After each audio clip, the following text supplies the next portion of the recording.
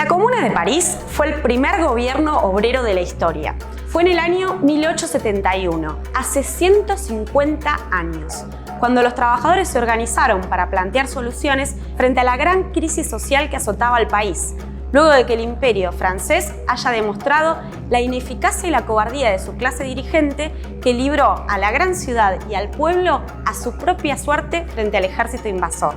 ¿Cómo puede ser que pudieran avanzar quienes tenían menos preparación formal y experiencia de gobierno, mientras los supuestos grandes hombres se limitaron a salvar sus propias vidas?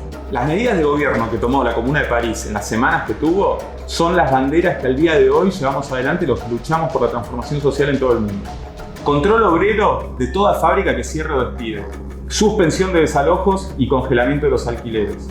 Revocabilidad de todo cargo público. Que los salarios de los funcionarios no sean mayores al de un trabajador especializado. Separación de la Iglesia y el Estado. Educación pública, laica, gratuita y universal. Son medidas que solo podían tomar los que no tenían ningún privilegio para perder.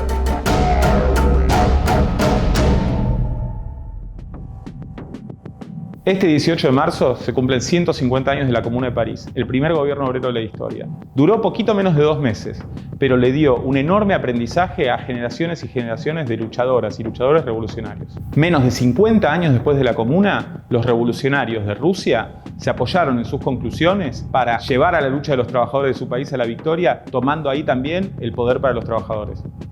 En el año 1863 se funda la Primera Internacional, en la que Marx y Engels van a jugar un papel central. En pocos años, la Internacional alcanzará una gran cantidad de afiliados en Europa en general y en Francia en particular. La Internacional tenía como objetivo la organización política de la clase obrera para luchar contra el capitalismo a escala mundial. Venían ganando adhesión y apoyo entre los trabajadores ideas socialistas e internacionalistas, como el repudio a esas guerras sanguinarias que enfrentaban a obreros y obreras de países hermanos en defensa de los intereses de las burguesías locales completamente ajenos a los de la clase trabajadora. En 1870, Napoleón III, el emperador de Francia, se lanza a una aventura militar contra Prusia.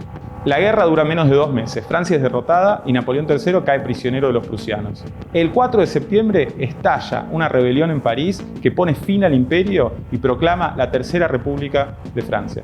Los prusianos mantienen la guerra contra Francia y el gobierno burgués de Francia trata de desarmar a las guardias de trabajadores armados que se habían formado. Le tienen más miedo a los trabajadores armados y organizados que al ejército invasor. La resistencia a esta medida da lugar a una nueva revolución. El 18 de marzo, en París, se proclama la Comuna. Como dijo Karl Marx en su época, los trabajadores se animaron a tomar el cielo por asalto. La Comuna tuvo un desarrollo temporal muy breve, de apenas 64 días. Sin embargo, el valor y el aporte histórico para la causa de la clase obrera sigue siendo importantísimo. Como ya dijimos, la Comuna instauró un gobierno obrero, el primero de la historia, que en sus características va a ser completamente diferente de los gobiernos burgueses previos, tanto los imperiales como los republicanos. La Comuna de París elimina la distinción propia del Estado capitalista entre poder ejecutivo y poder legislativo. Es el mismo organismo que legisla el que se ocupa de llevar las medidas a la práctica. Si un funcionario no cumple el mandato para el que fue votado, se lo destituye y se elige a otro. No hace falta esperar todo un término, como en los gobiernos actuales, llenos de gobernantes que hacen campaña diciendo una cosa y después no le rinden cuentas a nadie. Se eliminan los privilegios salariales para los diputados y funcionarios, que pasan a ganar lo mismo que un obrero especializado, equiparando sus condiciones de vida con la de las y los trabajadores. La separación de la Iglesia y del Estado, expropiando sus bienes y desplazándola de la salud, de la educación y de la asistencia pública, todas áreas que quedan bajo el cargo exclusivo del Estado. Los revolucionarios de la Comuna actuaron en base a una larga experiencia histórica. Contaban con el balance de las revoluciones de 1848 que sacudieron a Europa y de la Revolución Francesa de 1789. No solo vieron la necesidad de que la clase obrera intervenga en la lucha política y libre una batalla por la toma del poder, sino que llegaron a la conclusión de que no podían limitarse a adaptar el Estado burgués formateado para sus intereses de gobierno, sino que debían destruirlo y transformarlo de raíz. Los revolucionarios de la Comuna de París ponen en pie entonces un nuevo Estado. Marx y Engels, al analizar esta experiencia histórica, refieren a que se había descubierto al fin la forma de la dictadura del proletariado. La dirección revolucionaria que actuó en la Comuna de París estaba cruzada por tendencias diversas y contradictorias. Actuaron con un gran heroísmo, con una gran valentía, pero también se cometieron muchos errores. Los revolucionarios de la época, como Marx y Engels, los discutieron y sacaron importantes conclusiones. No se llevó adelante una ofensiva revolucionaria contra la reacción armada, que huyó a la ciudad de Versalles y se reagrupó ahí. De haberlo hecho, la revolución hubiera tomado un carácter nacional, ya que en todo el país había una gran simpatía por la Comuna. Errores como este expresaron la falta de una estrategia de poder que les dio tiempo a los contrarrevolucionarios para reagruparse y derrotar a la Comuna. El rol de las mujeres fue muy importante.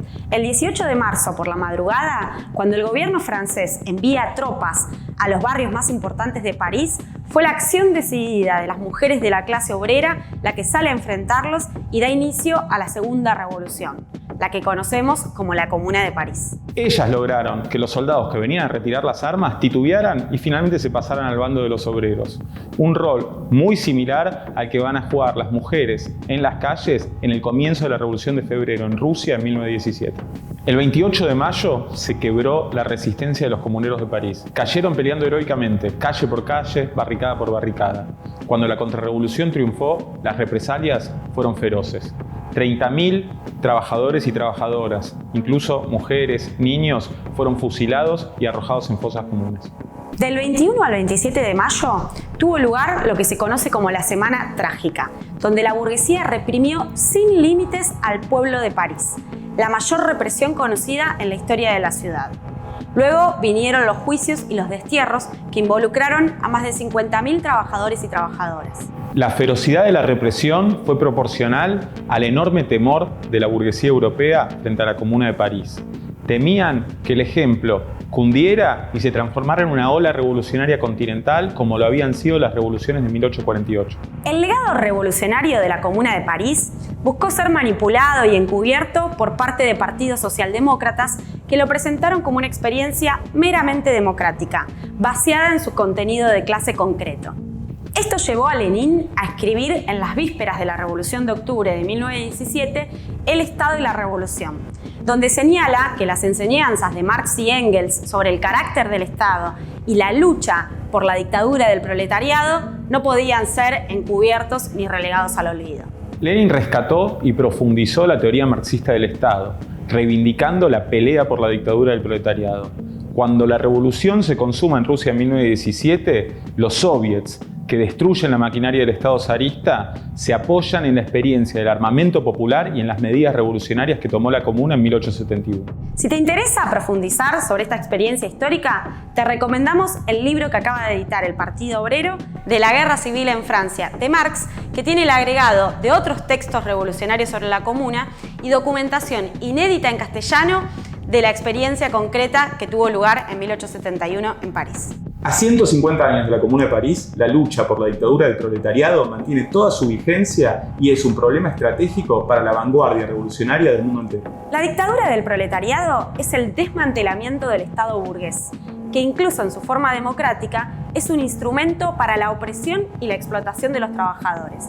En los últimos años hemos vivido grandes crisis que conmocionaron al mundo y hemos visto cómo los gobiernos utilizaron la democracia para rescatar al capital mientras un sector cada vez más creciente de la población se hundía en la miseria y el hambre.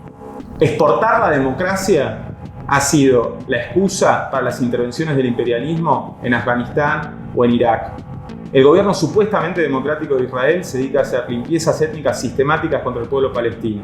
Las supuestas democracias de Europa Occidental organizan verdaderos campos de concentración para que no puedan acceder a su territorio los refugiados del mar de Egeo. En todo el mundo, los trabajadores y las trabajadoras sufrimos y enfrentamos la opresión y la violencia de este Estado. El gran aporte de la Comuna de París es que llevó al terreno práctico, como primera experiencia histórica, la vía para su superación, el gobierno de los trabajadores, una perspectiva por la que seguimos luchando.